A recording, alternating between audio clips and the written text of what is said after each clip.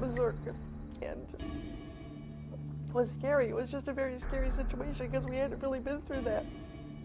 Life has normal ups and downs, but for nearly 6 million Americans who suffer from bipolar disorder, those emotional highs and lows are dramatic and life-altering. It takes a multi-layered approach to balance bipolar illness. An exhilarating high, a plummeting fall.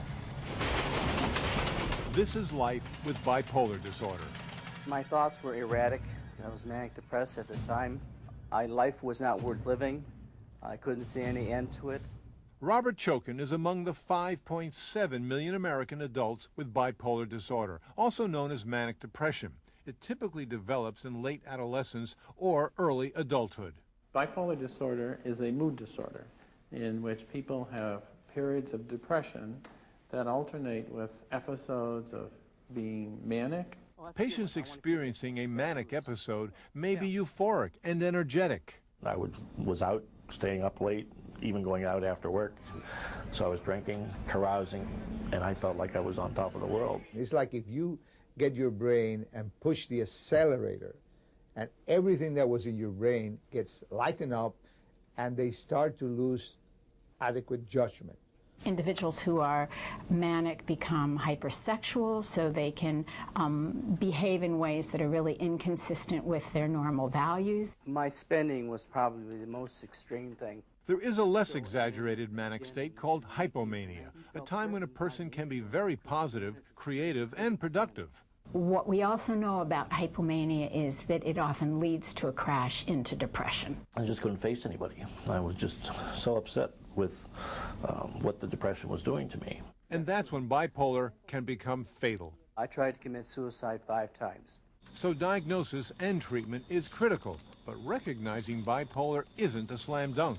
Most individuals go 10 years from their first symptoms to a correct diagnosis. That's what happened to David Roos. They talk about being hypomanic, which is that slightly elevated, and I was probably that until I was 30 and had that first depression. Doctors and loved ones often have to act like detectives digging through the cycle of illness and family history. There's clearly a large genetic component. Bipolar disorder, we now know, is a disorder of brain chemistry.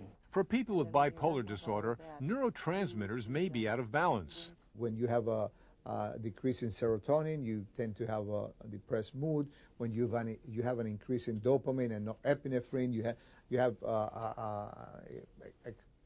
sort of a euphoric or aggressive mood. Drugs can help restore balance.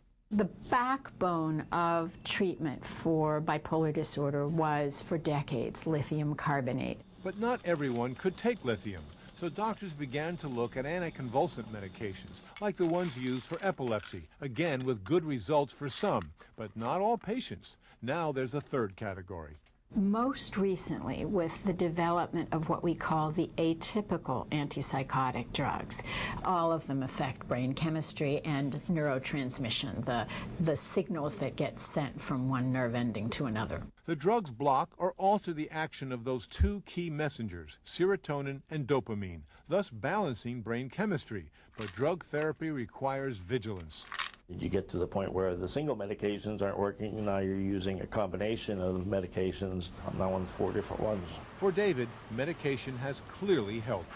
I can't even describe what it was like the first day that I realized I wasn't as sad. But drugs alone aren't enough. My therapy is very important. What also helps me get through all that is working with a support group, which my wife and I are very active in. David urges others like him to come out from the shadows of bipolar disorder. Talk it over with your family doctor, talk it over with whoever you need to talk to, but there is help, and it's out there.